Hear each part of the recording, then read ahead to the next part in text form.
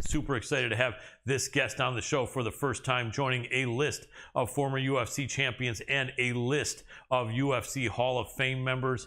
He went to Michigan State. I'm a Michigan boy, so although I know he's not from there, huge respect for him and huge love. We're talking about the man they call Sugar, Rashad Evans. Welcome to the show, Rashad. Hey, what's going on? Thanks for having me. You're very welcome, man. I was years ago when I first saw you jump into things and I heard Michigan State. I was like, oh man, is he a Michigan guy? And so I know you're not a Michigan guy, but you were for 4 years there. And I think you appreciated the state of Michigan, didn't you? Oh, I love Michigan, man. Michigan was one of the most beautiful states I've lived in. You know, those lakes in Michigan, can't be matched by a lot of states. I mean, it's just beautiful out there. Absolutely. And Michigan State is in East Lansing, and then you're not far there from Ann Arbor, and then an hour from Detroit. Did you have a lot of places that you explored while you were over there, or were you mostly staying around school? No, I went all over Michigan. I went over to, Michigan University. Was Ann Arbor, Detroit. I was all over, man. I was even up in the UP. Nice. You met some of those Upers up there, right? Yeah. Very cool. Yeah. I remember back in those days they were saying Elvis was still alive and he was up there in the UP. You remember in that? The UP. That was the awesome. Upers. Yep. Man, oh man. Well, I tell you, Rashad, so much to talk to you about. I've been a fan for a long time. Just to introduce myself, I'm a guy a bit older than you. I was training martial arts way back, and I had a friend who was training with the Gracies in their garage in the late 80s, early 90s. And before the first UFC, he had a press kit. They gave him a copy of the press kit. I had it in my hands for a little bit, and I had already watched Gracie Jiu-Jitsu in action, number 1 and 2 on VHS, right? And then I paid for that very first event. I remember one of the first things I said to my friend, because I had been a boxing fan. I was really young back then, but I had been a boxing fan for a little while. And I said, how is any athletic commission going to sanction this? And he said, it's going to be in Colorado where there's no athletic commission for combat sports. And I was like, okay, man. And I was one of the few people out there that I knew what was going to go down. I knew Hoist was going to take these people out to deep water and he was going to choke them out or submit them. And all those times back in those early days, hardly anyone heard about it. It was on no billboards, no sports magazine or newspaper would talk about it. No sporting television channel would talk about it. You probably remember, although you were really young. Oh, yeah. Right? And then to make it worse, around 98, they banned it. It became banned from pay-per-view unless you had DirecTV and Dish. And I remember there was a girl that I kind of knew would hang with a little bit. I would drive an hour out to her place because she had DirecTV, and I would treat for dinner, and we would hang out and watch the UFC fights. And I would always be talking it up, and people would say, what is that? I never heard of that. Or they'd say, oh yeah, is that a death match or this or that? And you know, right? And then The Ultimate Fighter came out. I was so excited. And then just as time went by, all my belief and support in the sport of what was then No Holds Barred, NHB, and is now MMA, finally started to be respected. Finally, people knew what I was talking about. But I remember back in the day, if you had some sort of a fighting shirt on, only someone else that was a fan would come over to you. I got a shirt from Matt Hume's AMC Pancration. I don't know if you remember when they used to have those shirts on with those Roman-looking guys, the gladiators. And I remember that. Yep, I met a friend coming out of a post office. He goes, hey, man, are you into that No Holds Barred? And I was like, yeah, man, I love that, man. I've been watching that from the beginning. And this guy's been a friend of mine for 20-some years now. So it's an amazing sport. And I remember when you came out, you were fighting at heavyweight. And you were really a small heavyweight, but you were kind of like a new breed of fighter that had the wrestling, but also had the athleticism, and you knew how to throw some hands. Where were you from again on the East Coast? I forget. Pennsylvania? No, I was from Niagara Falls, New York. New York, Western New York, yeah. Yeah, so I knew you were an East Coaster. So a lot of Midwest and East Coasters, we all grew up with a punching bag hanging somewhere in our house, right? Absolutely. It was mandatory. Yep. So you kind of were one of the earliest guys to bring that to MMA. Are we still on, Doctor? Okay, good. and that was really impressive to me. Did you feel that that was going to put you into a really good position to be super successful? And did you have that kind of crazy confidence because of that right off the bat, or were you really not sure and possibly also realized you could just get your body smashed and sent home real quick?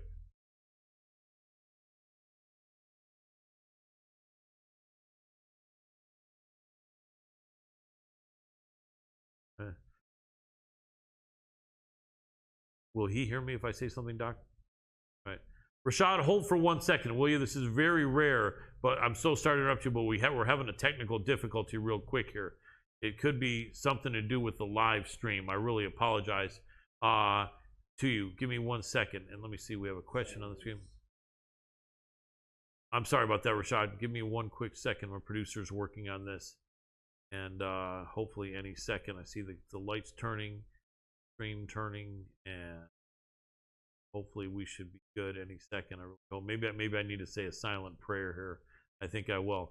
This is a guest that I've wanted to talk to for so many years, and on this rare occasion, we have to have technical difficulties because we are live, Rashad. That's why if we weren't live, I would just say we'll just stop and restart. But we are live, so we're doing everything we can. Give me hopefully no more than a few seconds while we're holding. I can't hear you at all, Rashad, but I appreciate you. Okay, look, Rashad, we're going to Skype call you right back. That should be the answer. Appreciate that. We'll disconnect and we'll Skype call you right back.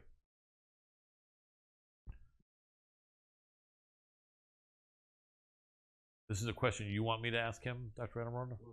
Okay.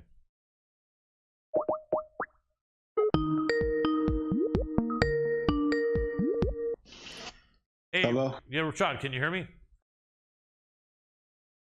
Can you hear me, Rashad?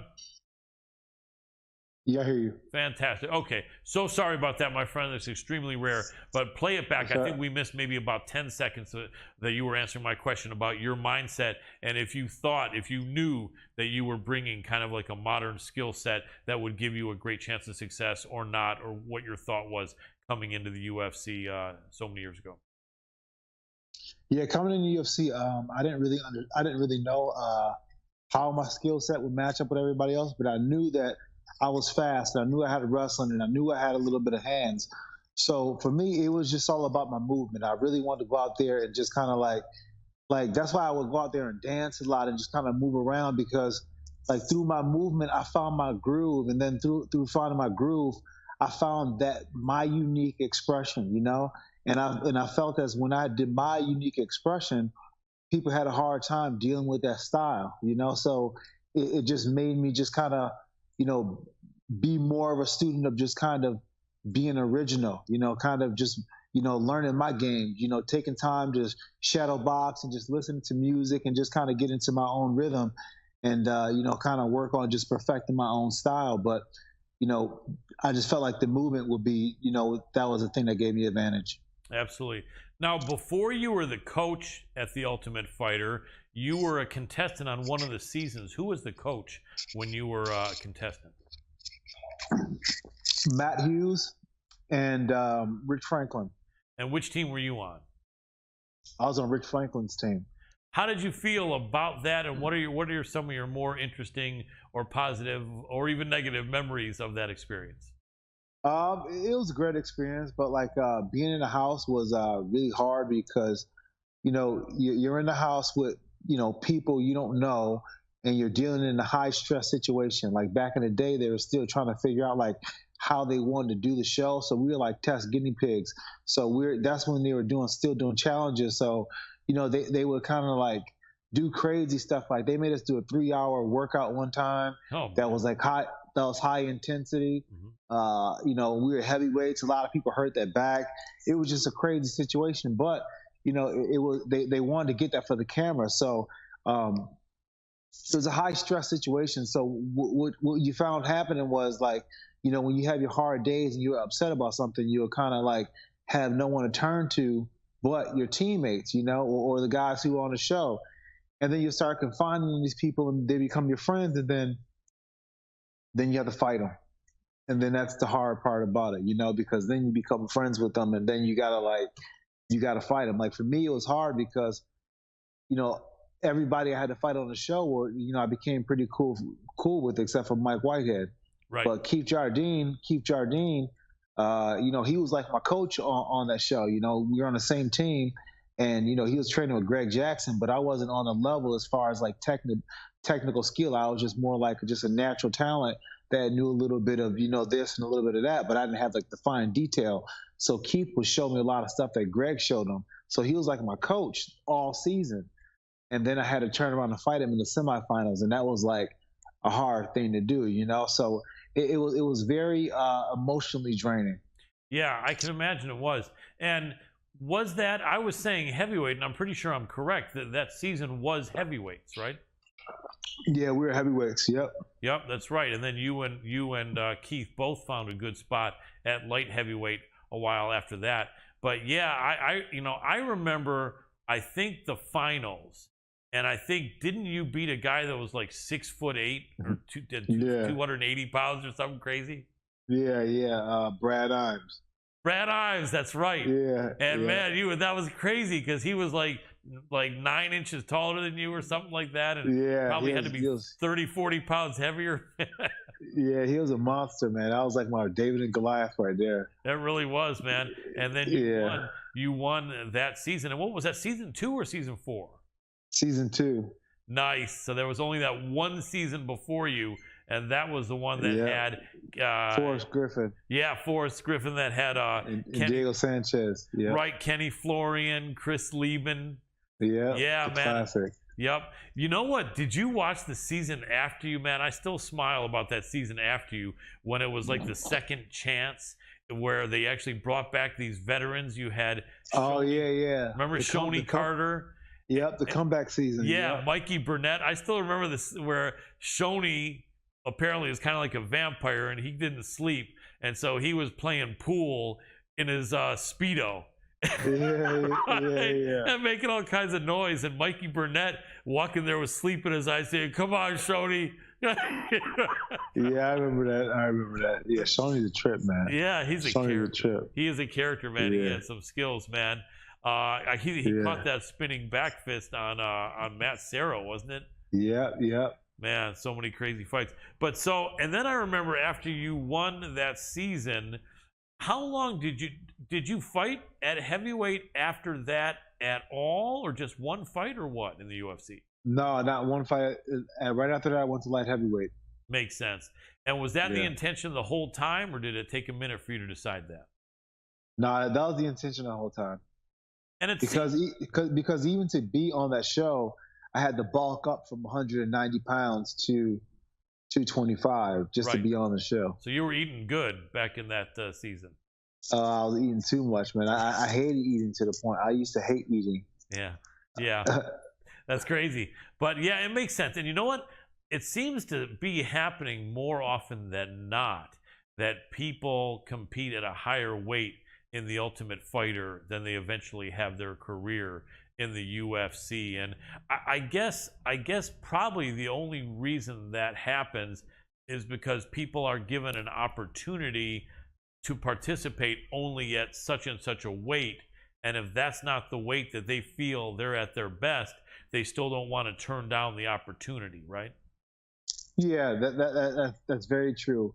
But also, you think that you have enough for that weight class, but then you actually feel yourself against other people at that weight, and you're just like, ooh, I feel light, I feel small. You know what I'm saying? Because when you're in the UFC, everybody's downsized, but when they put water on, they just kind of just like grow. They like one of those sponges that are all shriveled up, but then once the water hits it, they expand and they just get big as hell. And that's how some of these athletes are. So they got that just add water type body. So you got these guys that are huge and shrink down to little classes. So in the UFC, you want to be at a weight class where you're the person going down doing that. Absolutely, that makes sense. And especially in wrestling, you guys have that down to a science. It's kind of interesting. A lot of people don't get it. I'm sure some people do. And for those of you that do, I'm glad you get it. But the fact that wrestlers, ever since you guys were in high school, some of you started in junior high school, some started you in elementary school, you've learned how to deal with that pain and sacrifice and deprivation of cutting weight. And then if you take someone who's like 25 years old and they've had no wrestling background, and you try to say, here's what we're going to do, we're going to pull all this water out of you, it's hard. It's because it's such an unusual thing. Not that someone can't learn it, but I think like it's just, I guess, the force of habit, understanding it and having your body understanding it, because it can be a dangerous thing. But I think just that wrestling background just makes the weight cutting for you guys not as big a drama, at least a lot of the time, as someone that didn't have a wrestling background. Yeah, absolutely. I mean, learning to or even cut weight is a craft, and you really have to be schooled by some people who understand it, because you can hurt yourself if you don't understand how to do it. There's a right way to cut weight, there's a wrong way. And, you know, to do it right, it can be done very successful on a consistent basis. But if you do it wrong on a consistent basis, then your body will pay a long-term price from it. I've seen people who actually ruin their bodies from cutting weight wrong, and it's just, it's a whole process. You got to be able to incrementally get your body down at the same, and at the same time be able to incrementally bring it back up with the fluids, and bring everything back with the nutrients and things like that, so that when it's time to fight, your body isn't just, eating away at itself. And a lot of people, they just kind of rush and just kind of, try to crash and do it. And they burn out a few times, but it only takes them a few times, and having that scare like they're about to die, to be like, you know what, I'm gonna make sure I get a nutritionist, and I'm gonna make sure I do all the steps properly in order to make it an easy cut. Absolutely, very well stated. So, couple things I think people may not remember. I think you were the reason that Michael Bisping went down to middleweight. Michael Bisping, we interviewed a year and a half ago. He liked being on the show with me so much that he voluntarily pulled out his eye, which was freaking awesome. And I love that he did that. He's a great guy. Big respect to him. But that was a big fight. You and Michael Bisping at 205, because I think you were about the same age, and you were the athletic, tough American with the wrestling background and the hands, but still even a little bit small. Even, I think, you were a little bit shorter than a bunch of guys for light heavyweight. Bisping was about 3 inches taller than you. Is kind of this long, lanky, brash Englishman, super confident. That was a big fight. What was your thought going into that fight? And after that fight, I think immediately after, even though he had his moments in that fight, he went down to middleweight. Did that surprise you? I felt as if, like, going into the fight, I thought I was going to smoke Bisbing. I mean, like, I thought like Bisbing was tough, but I thought like he was kind of sloppy, and I didn't really think that, he was as good as people were building him up to be. But then when we started to fight, wow, he transformed, man. He was just a different person altogether.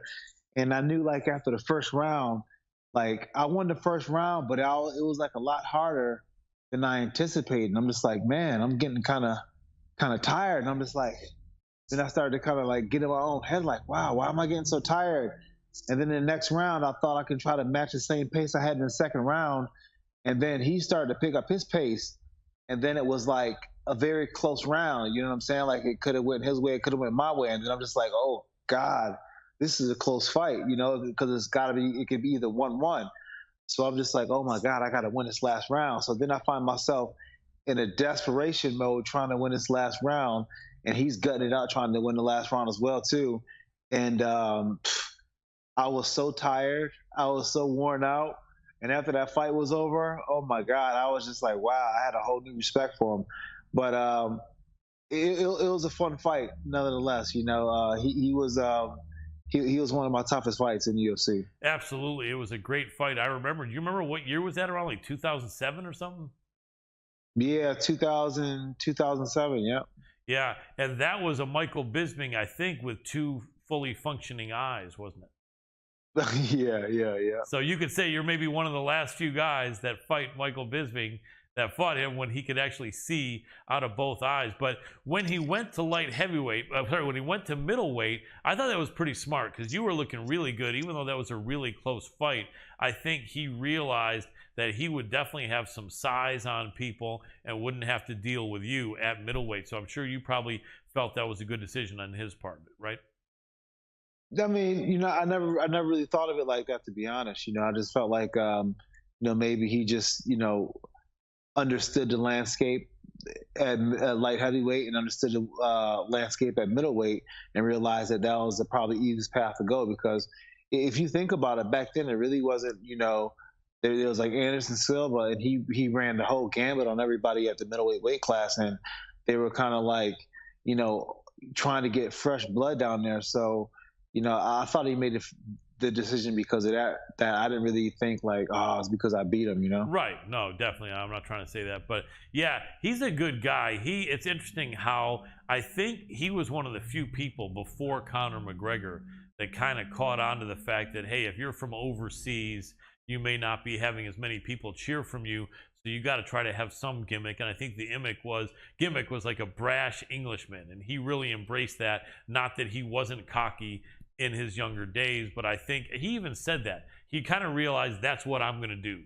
People are going to come to see my fights, especially outside of the United Kingdom, because they want me to lose. And that'll bring people in, and people will be paying, for the fights, and it'll help the UFC. And I think he had a good plan with that. Do you feel that if he had not injured his eye so severely, he would have won some more important fights later in his career? Um, I don't know. I mean, he won the belt with that eye like that. You know what I'm saying? And that was probably, his best fight ever. I feel like, at times the eye hindered him, but I also feel like at times the eye made him fight bigger than he was able to that night. So I feel like, I feel like he, he could have, went on and did better with the eye, but I don't know. I thought the eye just gave him a little bit more urgency. He was just really, a different kind of mindset when it came to fighting after the eye injury, because he knew he didn't have that much time in there, and he was really trying to, he really became a more aggressive fighter. And I just remember him fighting everyone after that whole eye injury, like Anderson Silva and everybody else after that. He was tenacious. He was even more tenacious than he was when I fought him. And he had a high pace when I fought him. But then after that, the eye injury, he just became a different animal. I never thought of that. Kind of motivated him to be more aggressive. I was at that fight live when he beat Rockhold, and everyone was picking Rockhold. And me and one of my buddies went there and said, "No, we got Bisping," and they were like, what?" And then he came and he pulled that out. That was awesome. So happy for him. But I'm thinking back to another pivotal fight also, your fight against Chuck Liddell. Were you the first one to stop Chuck? No, Rampage stopped him. Okay.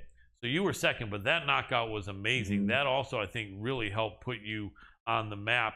Going into that fight, did you have that confidence that you had that fight? What was your thought about Chuck Liddell and where he was at, and the significance of that fight? I felt like Chuck was on his way, bouncing back. He just had a great fight with Vanderlei Silva, and it was like an epic, legendary fight. And he was on the upswing. He was looking good and looking like the old Chuck back on form. And when I had to fight him, it was all good during training camp. But then, as the days approached, the reality of me fighting Chuck Liddell, the Iceman, the guy who I pretty much grew up watching on TV, I was getting ready to fight. The guy who, once I got into the UFC, my friend straight up told me if I ever fight Chuck Liddell, I'm getting my head, knocked out. Right. So I mean, I was fighting him. So when that reality kind of creeped in, I got a little nervous, and Randy Couture gave me a good little pep talk, and then after I had a little pep talk with him, like it was, it really just kind of gave me perspective, and it allowed me to just kind of, let go and compete the way that I know I can compete, and not, be so afraid to just go out and just let whatever happens happen, and that's the freedom part of it, is because in the fight, it's one of the scariest things you ever do, because, the not knowing, the uncertainty of what's going to happen, it scares the hell out of you. And it can make you, fight like crazy, or it can make you a coward. You can be afraid to go out and really perform. So to be able to ride that emotional roller coaster and go out there and perform the way you hope that you could is a blessing. And when I walked out that night to fight Chuck Liddell, I was geeked. I was ready. I was so ready, in fact, that I forgot my cup at the hotel. Oh man. And I didn't know that I forgot my cup at the hotel until like I was getting ready to like about to walk out, because I waited till the last minute to put my cup on, and I couldn't find it. So so then Nate Marquardt just got done from fighting, and I asked him could I use his, and I went out there and fought Chuck Liddell and Nate Marquardt's sweaty jockstrap, Nice. his cup. Nice. That's But awesome. I mean, it was disgusting, but at the same time, it's like, how bad do you want it? You know what I'm saying? How bad do you want it? Like, are you, do you want it so bad that you'll, wear another dude's sweaty jockstrap? Yep. And go out there and lay somebody up, because Yep. that's how bad you got to want it. That's how be, your mind's got to be like, hey, there's nothing that's going to stop me. There's nothing that is going to make me, throw me off my game from going out there and competing the way I know I can. Absolutely, I like that, and that definitely is an example of that. You got to sacrifice, and to achieve success and achieve greatness, it's not going to be easy, and it definitely takes a lot of sacrifice and things you may not want to do, or most people don't want to do, but you like to do it without a question. In fact, now I remember, and I'm glad you mentioned that. And once in a while, because like as I was telling you, I was there from the beginning watching UFC and Pride. So just to put the correct filter on the question I asked there. It was in Pride where Rampage had beaten Chuck Liddell. I do remember that. That was a really good fight. Dana White was there because Chuck had beaten Alistair Overeem in the first round, and then he went up against Rampage. It was a really good fight. Rampage beat him, but Chuck had come back and got on track in the UFC. And you were the first person, I think, to beat him in the UFC other than Randy Couture, I think.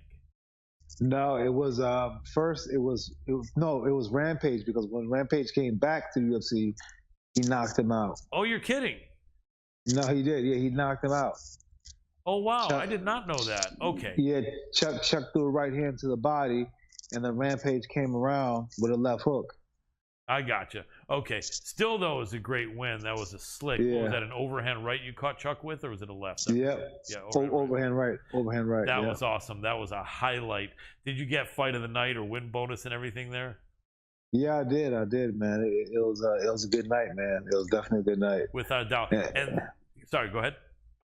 No, I said, and back then the UFC, they used to do it differently back then. They used to go backstage and be like, to take care of, they were, it was different back then, a lot different back then. Very cool. All right, my producer is mentioning something here. We're still good though in the audio. Is there a video problem, Doctor? Yep, connecting back to Spectrum. Okay, so Doc, does that mean we need to call? Okay, we're good. And so after that fight, how long after that were you a coach on The Ultimate Fighter against Rampage? It was probably like a couple years after that. And you had known Rampage, I guess, a bit. Obviously, you knew of each other. Had you guys always had some bad blood? Just as soon as you saw each other, you didn't like each other, or were you guys cool to start with? Did you guys ever go out for a drink, or what was? If I can ask all these years later, what was the lead up to your and Rampage's type of relationship before all that craziness in that absolute classic season of The Ultimate Fighter? Well, I used to be the biggest Rampage fan. Matter of fact, when Rampage lost to Vanderlei Silva, I was such a fan. I almost cried. Cried. Right. Yeah, I was hurt. I was distraught. Yep. And I remember when I first met Rampage, he coached against me when I fought Hector Ramirez, Sick Dog Hector Ramirez, on the Gladiator Challenge in Sacramento back in like 2003. And I took a picture with him. Then first I beat his boy, and then I took a picture with him, and he was cool. Right. And then the next time I seen him, he was in the UFC, and you know, he was cool, but I can tell he was very kind of like standoffish, adversarial with me. You know what I'm Right. saying? Right. And then after he fought Keith Jardine, then that's when everything kind of went, you know, bad blood, because then um, they asked me to get into the cage. Well, already before that, he was already kind of like looking at me funny when I was with Keith, but that was whatever. But then after the fight was over, they asked me to get inside the cage, and then I got inside the cage, and then him and I got back and forth, and then that was that. You know what I'm saying? Like, you know, that famous "I'll let you throw the first punch." You know, that whole sound bit. Right. You know. Right. So Definitely. yeah, Crazy memories. Any one memory that you think of about that season, maybe that was the craziest, or maybe there any memory that wasn't filmed in that crazy season with you and Rampage? I just remember, like, you know, the beef was so thick between him and I, like it was like almost on sight. You know, it was so volatile to the point where, like, you know, they had to separate us a lot of times. You know, they had to talk to us about, like, you know, you guys can't be, you know, arguing and fighting all the time because we got to film some stuff. And even one time at the club, even out of offset, you know, we were at a club one time, and I was walking around, and he jumped up in my face, and we got into it in the club, and then he got me kicked out the club. No, you're kidding. Yeah, man. Yep. He got me kicked out the club, man. That's crazy. And then when you finally fought, you won that fight, I recall. Yeah, I did. Yeah, I won it. Did that squash it at all, or at least on your side? Yeah, it squashed it. It squashed it. I mean, not for a long time. You know, me and Rampage, after that fight, we didn't really, you know, talk too much. And then I talked to him a little bit when he had to fight John Jones. But then, like, we didn't really talk too much after that. And then the next time we really started talking, like, I'll see him around and we have some small talk. But the next time we really talked was we did a movie together. We did a movie together called it's called Boss Level, and we played German twins. Nice. That's Yeah, crazy. so How was that yeah, experience? it was cool, man. It was cool to kind of sit back and just kind of, you know, really get to know him, because we spent probably like a month together. You know what I'm saying? So it was really good to kind of just, you know, get to know him, and just kind of, you know, we trained together. You know, you know, we had a good time together, man. We really did. Cool. Did you like his performance of B.A. Baracus on the A-Team? Yeah, you know, I think that Rampage is a great actor, man. I think he's a really good actor, man. I think he needs to do more kind of film, you know, more on TV. I think he's great in front of the camera. He really is. Did you ever see a thing that was on YouTube probably 12, 13 years ago, where him and Bobby Lashley were being driven over to go to some event, and they had to stop and pick up King Mo? No, I never seen it. Oh, you have to see that. You have to see that, because Rampage and King Mo had been talking about each other for a minute, because King Mo was over there. It wasn't Pride, or maybe it was something. He was in some. Yeah. They hate each other. Those two don't like each other. Oh, and then Rampage said, he came in and he said, "You look like James Toney on crack."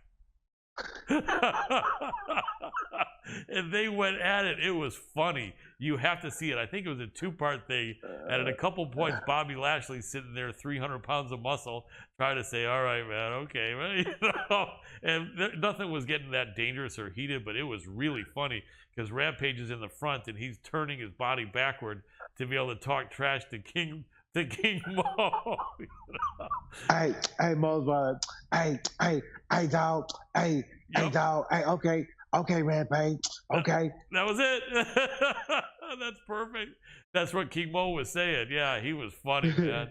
You know. Okay, dog. Okay. That was it. Okay, dog. Yep, that was pretty much it. And then Rampage was like nailing him, rat-a-tat-tat, throwing all kinds of stuff at him. And that's what he was saying. All right, you can say that, you know. You know? But that was definitely funny. Well, I'll tell you, Rashad, I don't want to keep you too much longer, maybe 5 minutes, although there's so much I could ask you, man, but I know I don't want to keep you up too late. So in the last 5 minutes I have you, man, you're doing commentary for the UFC, which is awesome, man. I love seeing you in that suit. You always look great. You came back and had a great fight in Eagle FC for Habib. I was surprised that it was at light heavyweight, because I don't know exactly, but I have a good knack for like looking at people in size and weight, and I have a feeling you're not even walking around much more than 200, if that. I would think under. Am I right in that maybe you would have preferred that fight at middleweight, or am I wrong? Yeah. Then I weighed in at I was at 205 the beginning of fight week. You know what I'm saying? And I weighed in at 202 like or something. 202. So Right. I was light. I was light. Yeah, I was walking around 200 for sure. Yeah, that guy was way heavier than you, Checo, and he's a good jiu-jitsu guy. You look good in that. Do you plan on doing any more fights, or do you think that may be the last? I don't know. I don't know about doing any MMA. Like if I do one, I may do like something else. But it's got to be right. You know, it's got to be right. And it's like this. It's like I enjoy where I am right now, but I also enjoy competing. I also enjoy the fact that it's something to look forward to. It's something on the calendar that you kind of build yourself up for, and you mentally and spiritually and emotionally come around just to hone your skills and to really going out there and expressing yourself. So it's always good for me spiritually when I get a chance to get ready for a fight. Makes sense. Question for you on the broadcast. You guys all have a lot of fun. You're normally there with what? Alan Joban and man, how do I always forget her name? That pretty girl. Karen Bryant. Karen Bryant. I'm so sorry, because she is awesome. But you guys have a great rapport then. And is it normally just the three of you, or do they have some like Michael Chiesa jump in, or does it always alternate? Yeah, it always alternates. It has like Michael Chiesa's there a lot, Alan Joban's there a lot, Bilal Muhammad's there a lot. Who else? Anthony Smith is there a lot. Michael Bisping. Who else is there? Yeah, that's about it. But I mean, they got a lot of people who come there. Absolutely. I did a few in-person interviews with Alan Joban over the years. He lives not far from me, really good guy. And I remember it was going back 4 years, and I was in good shape. I am like a bit older than him, and I think I'm like about two inches shorter than him. And I think I said, how come, as a guy who thinks he's pretty good looking and pretty good shape, how come I look old, short, and ugly in this interview? And I'm standing next to Alan Joban. And Alan said that? I said that. No, I said that. I said that. And my people are like, perfect. You hit it. But no, Alan Joban's a good-looking dude. But he's a legit guy, man. He just really, that modeling just made him some money. But he's a legitimate tough guy. He had a great career, and I'm sure he's a guy you get along with. He's pretty sharp guy, isn't he? Yeah, he's phenomenal, man. He's one of my favorite guys to work with. We got a good rapport. We get to train together. We can just kind of sit and just conversate with each other, and that's the best thing about working on the desk, is that like everybody who works on the desk, we're like family. We're all cool when we get a chance to work together. We don't only work together, we hang out. You know what I'm saying? We really spend time with each other. That's very cool. And it's in a work atmosphere, to be happy and comfortable, man, it makes work so much better, doesn't it? Oh yeah, 100%. It's so much fun when you can go out there and have fun with your workmates, and just really get to know them outside of being on a desk, because that's how you learn to play off each other. You learn to have like those little jokes, and learn how far you can take a joke with them, and just kind of learn. You learn them. So then when you're on camera, it comes across really good. Absolutely. 3 quick rapid fire questions. Are we going to see Henry Cejudo fighting in the next year? 100%. Okay, because he's back in the talent pool. All right. How about this? Are we going to see John Jones fighting in the next year, and will it be Stipe, who they just talked about? Yes, and I'll say they're going to fight sometime in the fall, probably. All right, nice. Last one. Francis Ngannou. Are we going to see him fight Tyson Fury? Will he be back in the UFC? And then a third question, kind of dovetailing on the first question, could he do anything against Tyson Fury in a boxing match with MMA gloves? First question, I think that he's gonna do the Tyson Fury thing. All right. I think that it's probably just way too much money to leave on the table for him, and yeah, I just don't see that he'll pass that up. Right. And do I think he has a chance with the MMA gloves on? Yes, 100%. And that's what makes a fight appealing. If it was in boxing gloves, you'd be like, oh man, Tyson's going to destroy him. But with the MMA gloves on, it kind of changes things up a little bit. I think it kind of gives Francis the advantage more than anything.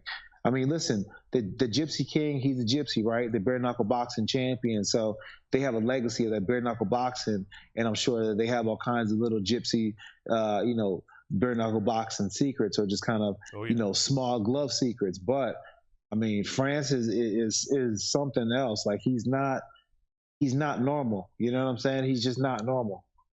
Yeah, he's a super talent. Do you think with no weight limit, Francis may weigh in at something like 270, 280 or something? Oh my God, yeah, maybe even like 290, wow. 295. Are you kidding me? You think he might be that big? he can get big easy. He can get big. Wow. And then he's going to be going up against a man who's a little bit taller than him, although the reach maybe not that different. Although I think maybe Fury has some reach on him. But yeah, man, and that's, that should be exciting because I've noticed, and I was watching boxing for years, Tyson Fury has got good movement. He's got good power, but his punching technique isn't really that great. You've probably noticed.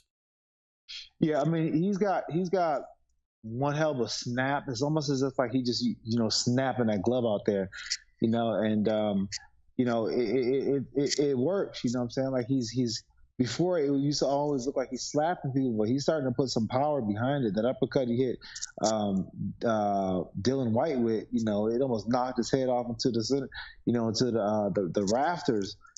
But I think that with MMA gloves on, it's gonna be different for him to kind of throw that punch, because it almost looks as if like he flicks the glove out and he's hitting you with most of the glove most of the time versus that knuckle, So it's going to be interesting to see how those gloves changes up the way that he punches.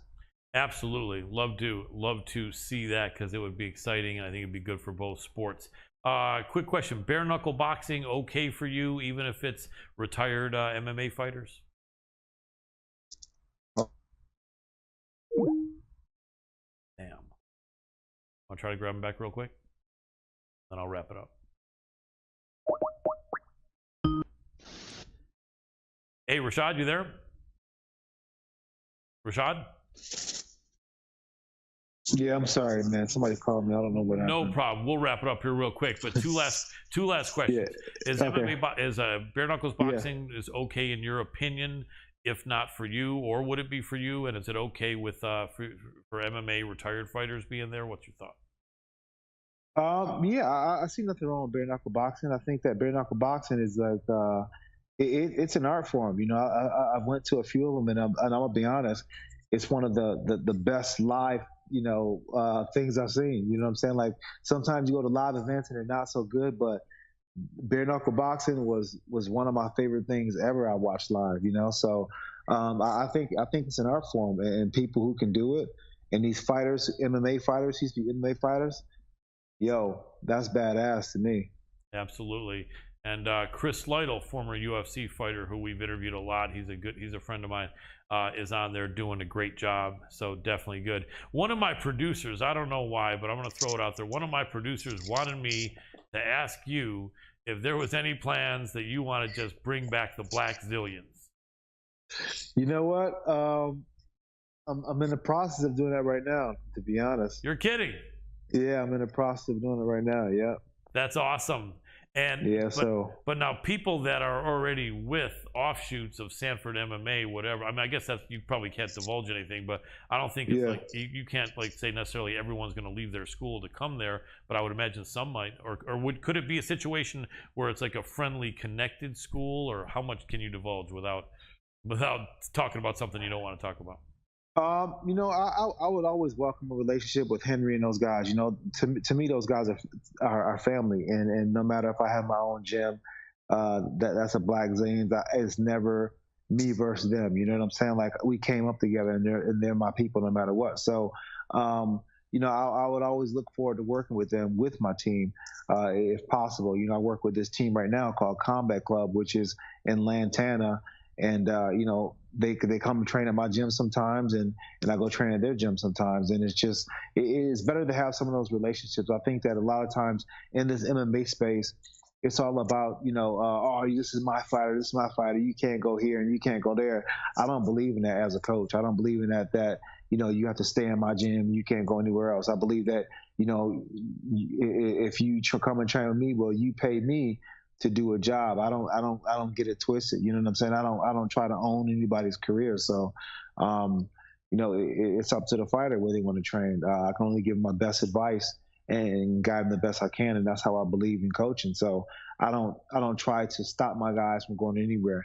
But I don't also approach anybody to come to my gym. If they want to come and train with me, they come and train with me, and it's not, I'm not begging anybody to do that.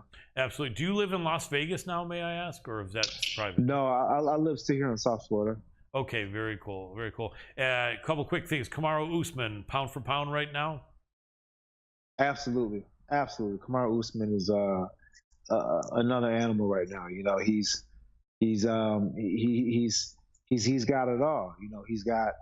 He's got punching power. He's got punching technique. He's got punching accuracy, punching awareness, vision on defensively speaking.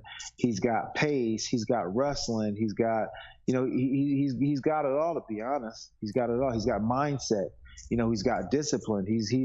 That's why he's succeeding. He just have all these little things. Like even right now when he's healing up, he's still pushing himself in the gym. He's got one hand, so he's perfecting his one hand. And that's just the kind of guy that Kamaru is. Next time you see him fight, watch him be very, so much better with his other hand. It's going to be crazy. Absolutely. I can't wait to see it. He's an amazing athlete. I've had some good questions back and forth with him at post-fight press conferences. He's always a gentleman. Well, Rashad Evans, I appreciate you so much jumping on, man. In the last second, is there any website or anything you want to promote? You got any gear or any books or anything like that? Feel free to let us know. Yeah, you know what? I got this project, this NFT project. It's called Metatoads. Everybody look it up and go check out my Metatoads. You can go to my Instagram and check it out, and go to the to my click on page, and you can click on and see where the Metatoad to take you, and get up to date on when the Metatoads is going to drop and what it's about, and how you can be part of the community. Excellent. Metatoads sounds cool. What's the Instagram address? It's Sugar Rashad Evans, at Sugar Rashad Evans. Awesome. Sugar Rashad Evans, so grateful to have you on. As you can tell, I've been a fan and watching you from the beginning, and huge respect to you for your fighting career, UFC Hall of Fame, and you being one of the most trusted commentators out there. You do a fantastic job. I really appreciate you, and it's been really a true honor and pleasure chatting with you. Thank you so much, man, for taking the time to jump on here with the MMA Power Hour. No problem. I appreciate you, and have a good one.